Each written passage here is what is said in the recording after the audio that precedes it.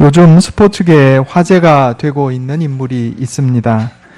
베트남 23세 이하 U23 축구 대표팀을 이끌고 아시아 축구연맹 U23 챔피언십 대회에서 준우승을 일궈낸 박항서 감독입니다. 한국 사람인데 베트남 축구 대표팀 감독이 되었어요. 지난번에 중국 창저우에서 열린 결승전에서 우즈베키스탄에 아깝게 패했지만 세계 축구 순위 112위에 불과한 베트남이었는데 아시아권 경기긴 하지만 준우승한 것만 해도 엄청난 결과였다 하는 겁니다. 그래서 저도 텔레비전 뉴스에서 박항서 감독이 베트남으로 축구 대표팀 이끌고 들어가는데 뭐 환영 인파 나와가지고 막 환영하고 또 베트남 정부로부터 훈장을 받았어요. 무슨 인민훈장, 공산국가라 무슨 인민훈장도 받고 그런 것을 제가 보았습니다. 박항서 감독이 신문기자하고 인터뷰한 내용을 제가 신문에서 봤어요. 지난해 10월, 부임한 지 얼마 안 됐어요. 작년 10월에 부임해서 베트남 축구팀을 맡았는데 관계자들한테 베트남 축구팀의 문제가 뭐냐 이렇게 물으니까 하나같이 하는 말이 체력이 약하다 이렇게 대답을 하더라는 겁니다. 그래서 전반전 열심히 뛰고 후반전에 갑자기 체력이 떨어져서 경기를 잘 못해서 지는 경우가 많다 이렇게 얘기하더라는 거죠. 그런데 막상 연습을 시켜보고 또 요즘 이 과학적으로 이 측정을 해서 데이터를 내잖아요. 아무리 이렇게 살펴봐도 뭘 가지고 체력이 약하다고 하는지 이거 알 수가 없더라는 거예요. 물론 다른 나라 대표팀보다 키는 좀 작고 하지만은 대신에 스피드하고 기동력이 뛰어나더라 하는 거죠. 민첩하다 하는 겁니다. 체력이 약해서 후반부에 무너진다 자꾸 그렇게 얘기하는데 별 근거가 없더라 하는 거예요. 그래서 박항서 감독이 우리나라에서 이 배명호 피지컬 코치, 그러니까 이제 선수 이 몸을 관리하는 코치를 한 명 데려가 가지고 밤마다 30분씩 상체 강화 트레이닝을 했답니다. 이 측정한 거 나오니까 상체가 약하다 이렇게 나왔어요. 또 오른발 왼발 근력이 차이가 너무 많이 난다. 그래서 그쪽을 중점적으로 훈련을 하고 그 다음에 가만히 보니까 이 베트남 사람들이 아침에 쌀국수를 먹어요. 이 베트남 식습관이죠. 근데 쌀국수만 먹고 경기에 나가니까 이게 힘이 안 나죠.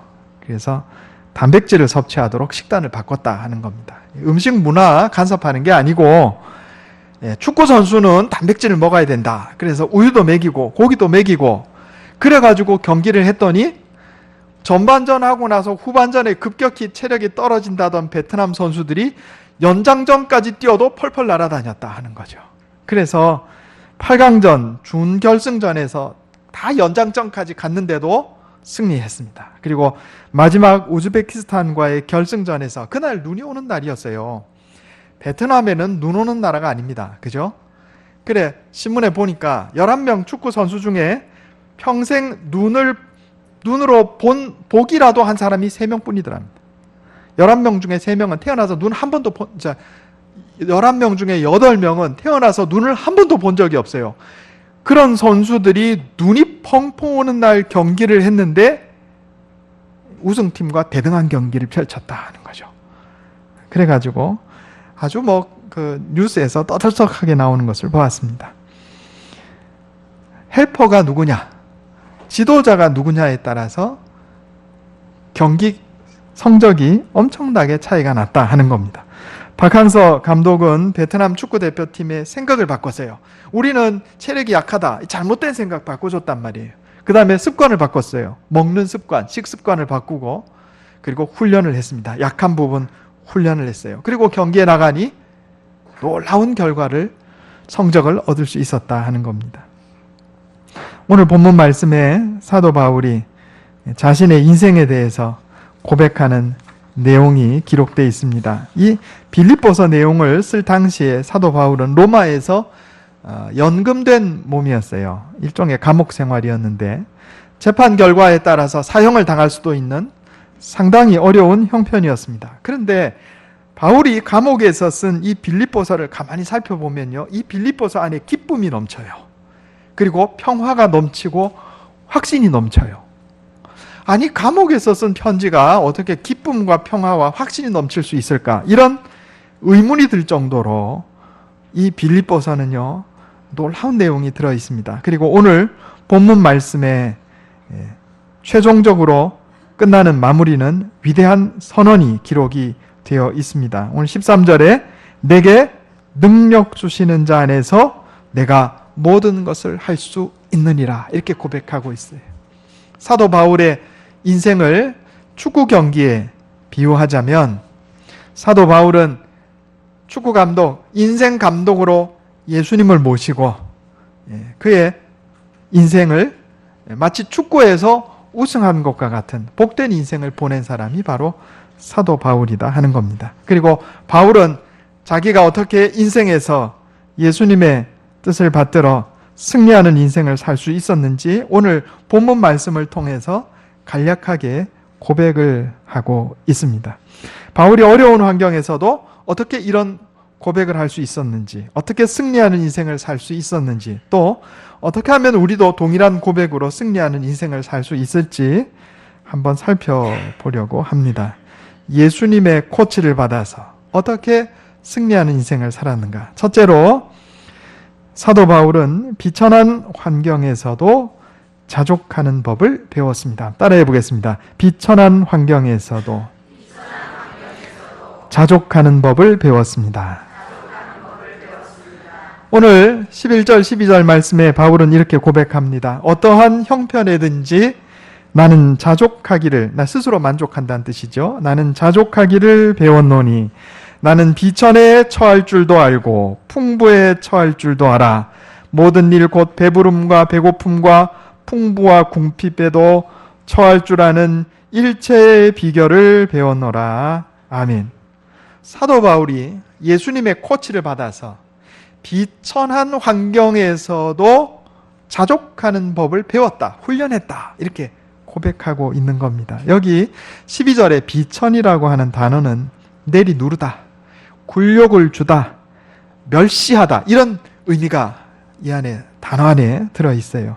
어떤 어려운 형편 때문에, 또 어떤 나를 괴롭히는 어떤 사람 때문에 억압을 당하고 굴욕을 당하고 심지어 사람 취급도 받지 못하는 그런 어려운 상황이 닥쳤는데도 불구하고, 감옥에 갇히는 그런 상황이 닥쳤는데도 불구하고 사도 바울은요, 그 안에서 자족하는 법을 배웠다, 이렇게 고백해요.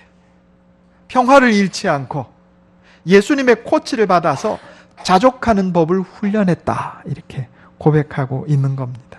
바로 그래서 그는 주님의 능력을 힘입어 승리하는 인생을 살 수 있었던 겁니다. 환희 제2 크로스비 여사라는 분이 있어요. 찬송가의 작사자로 유명하신 분입니다. 찬송가에 상당히 많은 내용이 이분이 쓴 찬송가로 되어 있어요. 우리나라 찬송가에도 여러 편 수록되어 있는데 384장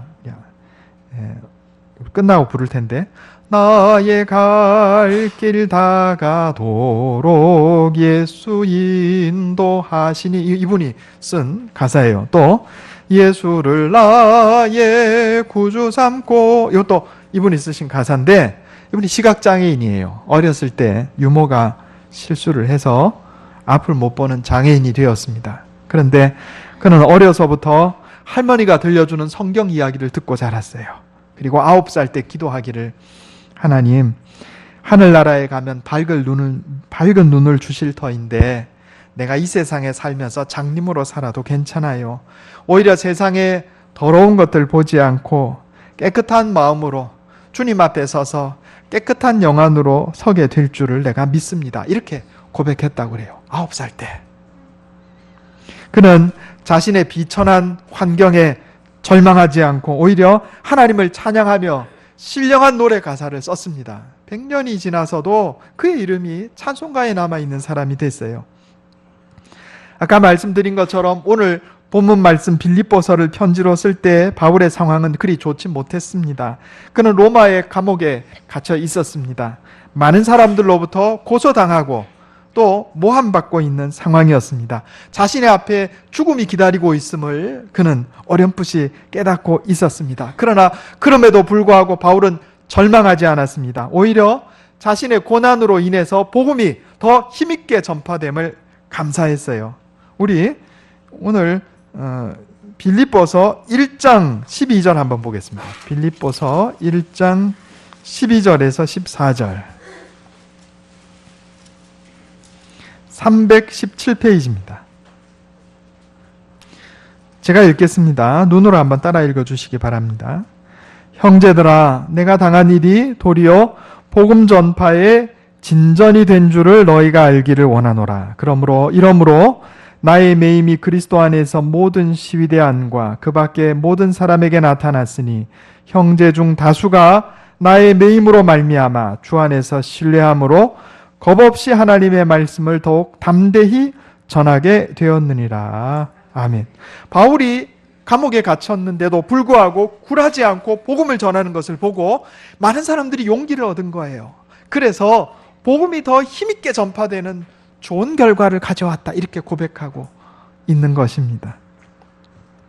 제가 얼마 전에 TV 프로그램을 보는데 저는 뭐 몇 가지 안 봅니다.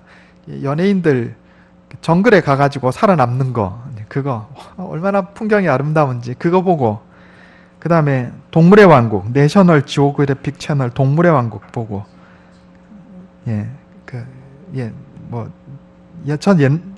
그게 다 동물의 왕국입니다. 저는 그냥 제목이 어떻게 바뀌는지 모르겠어요. 그 다음에 뉴스 보고 뭐 이렇게 보는데, 보는 프로그램 중에 연예인들이 나오는 프로그램에 두 사람이 서로 얘기를 하는 장면이 나와요. 형 동생 하면서 이제 얘기를 하는데, 정글에 가서 살아남으면서 얘기를 하는데, 그 얘기 중에 이런 얘기가 나오더라고요. 연예인들이 무명일 때는 고생을 많이 한다고 들었습니다. 그런데 자기들끼리 얘기하는데, 내가 가장 어렵던 시절에 오히려 기회가 왔다, 이런 얘기를 하더라고요. 가장 힘들고 가장 어렵던 시절에 오히려 기회가 왔다, 이렇게 얘기하는 거예요. 제가 알기로 교회 안 다니는 분들인데, 야, 이 사람들 참 지혜롭다, 이런 생각을 했습니다. 사도 바울이 비천한 환경 가운데서도 오히려 그 안에 하나님의 은혜와 하나님께서 주시는 복의 씨앗이 있는 것을 발견하고 있는 걸 볼 수 있습니다. 나는 이렇게 갇혔는데 오히려 이것 때문에 복음이 더 강하게 전파되고 있다, 이렇게 고백한 겁니다. 우리가 베드로에게 일어났던 일을 잘 알고 있습니다. 예수님께서 베드로를 부르실 때 일이에요. 그죠? 베드로가 전날 물고기 한 마리도 잡지 못했습니다. 그런데 그 다음날 아침에 예수님께서 사람들에게 말씀을 가르치실 때 베드로가 그 피곤한 몸 이끌고 예수님 앞에 와서 앉아 있었단 말이에요. 그리고 자기의 배를 내어드렸어요. 사람들이 많으니까 예수님 배 타고 갈릴리 호수에 약간 떨어져서 배 위에 서시고, 제가 전에 말씀드렸죠? 갈릴리 그 해변에 가보니까 이게 지형이 이렇게 해변에서부터 쭉 위로 올라가는 지형이 돼요. 천연 극장. 그 야외, 로마 시대 보면 야외 극장 만들어 놓은 거 있잖아요. 그거 만들 필요 없이 천연 극장, 이렇게 올라가는 지형이 돼가지고 2만 명, 3만 명이 앉아도 육성으로 다 들리게 그런 지형이 있더라고요. 거기 베드로 배를 타고 예수님이 일어서셔서 말씀을 가르치신 거예요. 그리고 말씀 가르치시기를 마친 후에 예수님께서 베드로를 향해서 너 깊은 데로 가서 그물을 내려라, 이랬어요. 그러니까 그물이 찢어지도록 많은 고기가 잡혔잖아요. 그래 예수님이 베드로를 향해서 너 이제부터 물고기 낚는 어부 말고 사람 생명 구하는 어부, 사람 낚는 어부가 되라, 이래서 예수님의 첫 번째 수제자가 된 겁니다. 베드로가 만약에 그 전날 밤에 어업으로 잔뼈가 굵은 베드로가 그 전날 밤에 한 마리도 물고기를 잡지 못하는 그 고생이 없었더라면 다음날 예수님의 제자가 될 수 있었을까? 어렵겠죠. 비천한 환경, 고난의 환경이 내 인생에 닥칠지라도 여러분, 믿음의 사람들은 그 안에 복의 씨앗이 있는 것을 발견하는 것입니다. 그게 사실이에요. 바울은 그걸 배웠다, 이 말입니다. 비천한 환경에서도 자족하는 법을 배웠다. 하나님께서 이것을 통해서 내게 복을 주실 것이다. 여러분, 요셉이 형제들에 의해서 노예로 팔려가고 노예살이 하다가 보디발의 아내에게 모함을 받아가지고 감옥에 들어가지 않았더라면 이집트의 총리가 될 수 있었겠어요? 요셉이 감옥에서 언제 죽을지 모르는 그 감옥에, 언제 나올지 모르는 그 감옥에 갇혀서 생활하던 요셉의 인생의 가장 바닥이던 바로 그 시기가 바로 하나님께서 요셉의 인생에 복을 주시기 시작하는 시작점이었다 하는 것을 우리가 잊지 말아야 하겠습니다. 우리 그리스도인들은요, 비천한 환경에서도 만족하는 법을 배워야 돼. 기뻐하고 감사하는 법을 배워야 한다. 이런 얘기입니다. 두 번째로, 풍부한 환경에서도 넘어지지 않는 법을 배웠습니다. 따라해 보겠습니다. 풍부한 환경에서도 넘어지지 않는 법을 배웠습니다. 오늘 본문 말씀, 나는 어떠한 형편에든지 나는 자족하기를 배웠노니, 나는 비천에 처할 줄도 알고, 비천뿐만 아니고 풍부에 처할 줄도 알아. 모든 일 곧 배부름과 배고픔과 풍부와 궁핍에도 처할 줄 아는 일체의 비결을 배웠노라. 예수님께서 사도 바울 인생에 코치하셔서 넉넉할 때에도 이 넉넉한 것을 잘 관리하는 방법을 훈련시켜 주셨다. 이런 얘기입니다. 1993년도에 234억 원짜리 복권에 당첨된 분이 한 분 계셔요. 재미교포인데 이옥자 씨란 분입니다. 그런데 8년 만에 파산하고 말았어요. 그분의 그동안의 인생을 살펴보았더니 복권에 당첨돼서 200억 원이 넘는 돈을 손에 쥐었는데 도박으로, 투자 실패로 다 날려버리고, 또 복권이 당첨된 후에 남편하고 이혼하고 가정도 파탄이 났다. 이런 얘기입니다.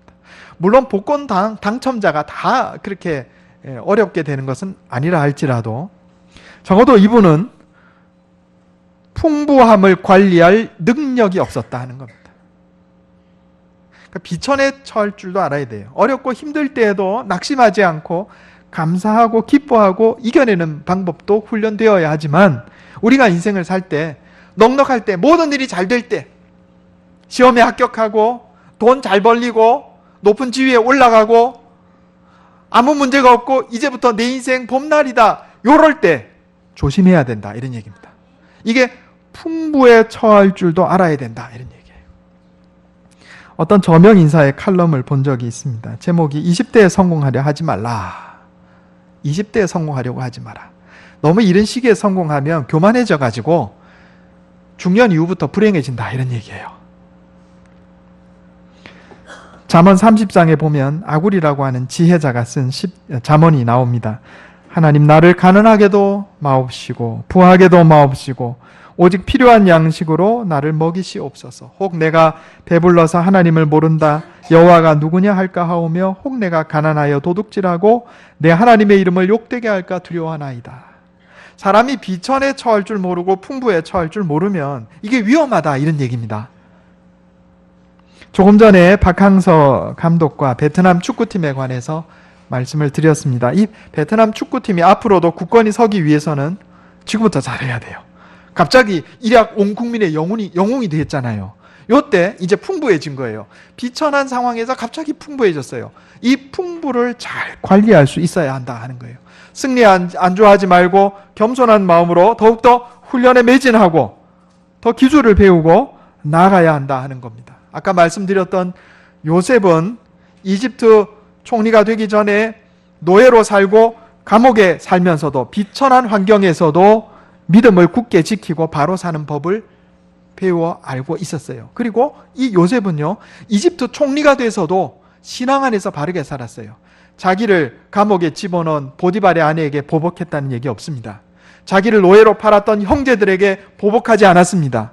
요셉은요, 풍부에 처할 줄도 알았어요. 그런데 성경에 보면 다윗은 좀 달라요.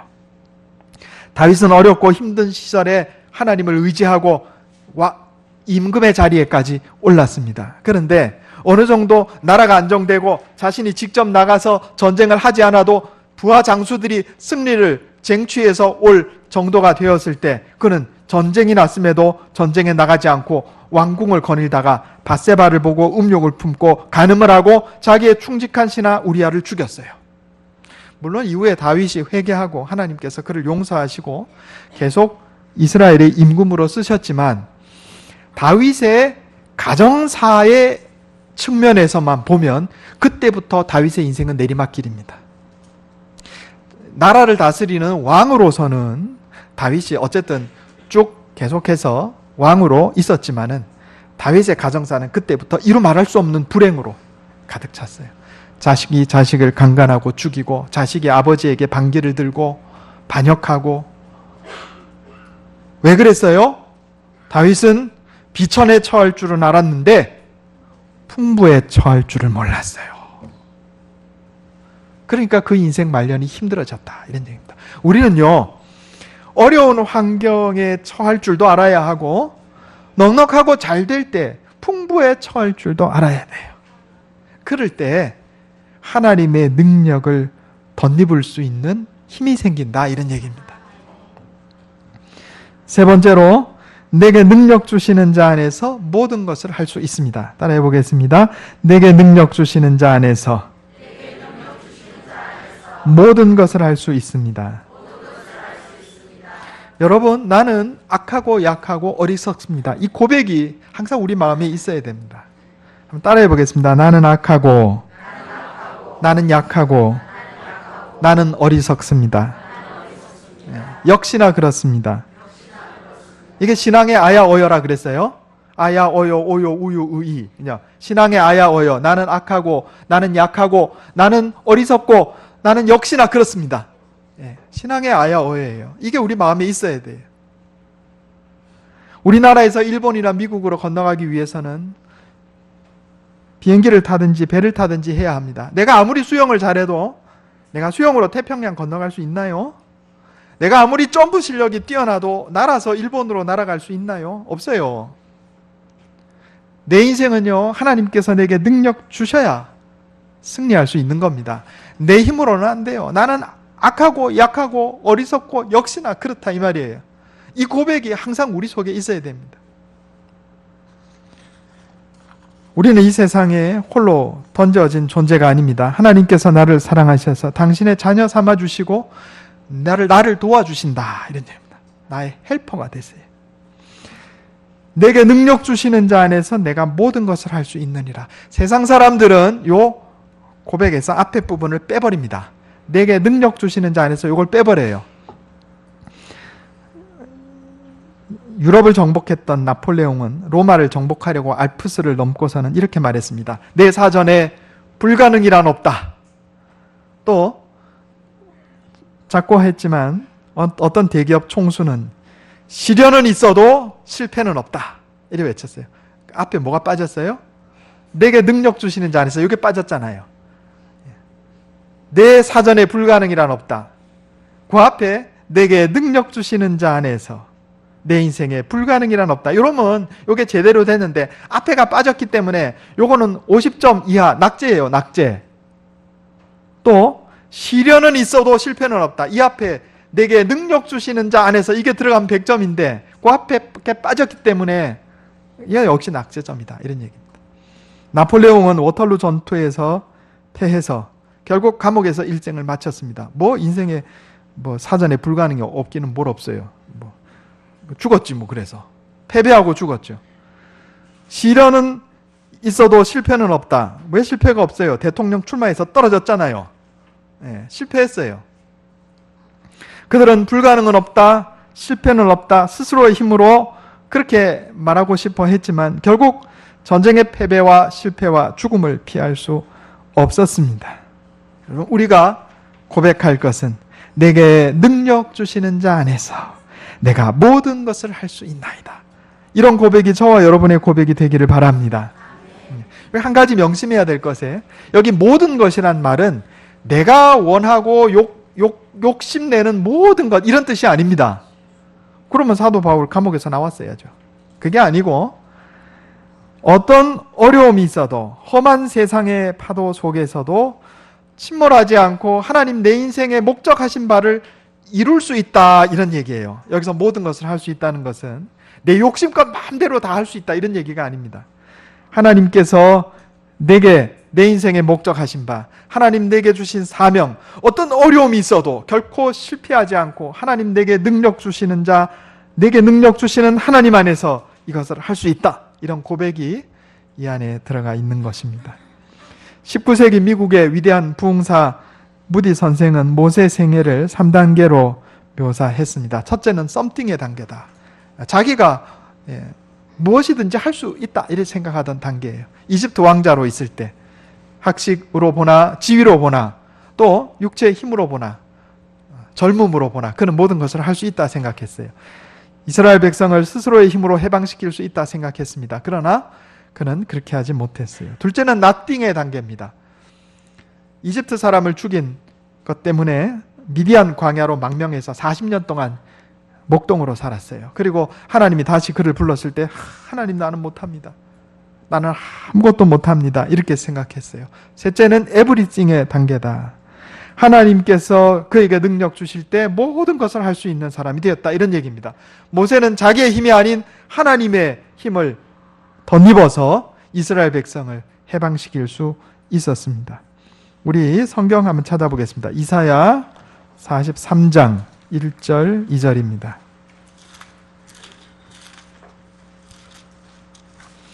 구약성경 1019페이지입니다. 이사야 43장 1절 2절.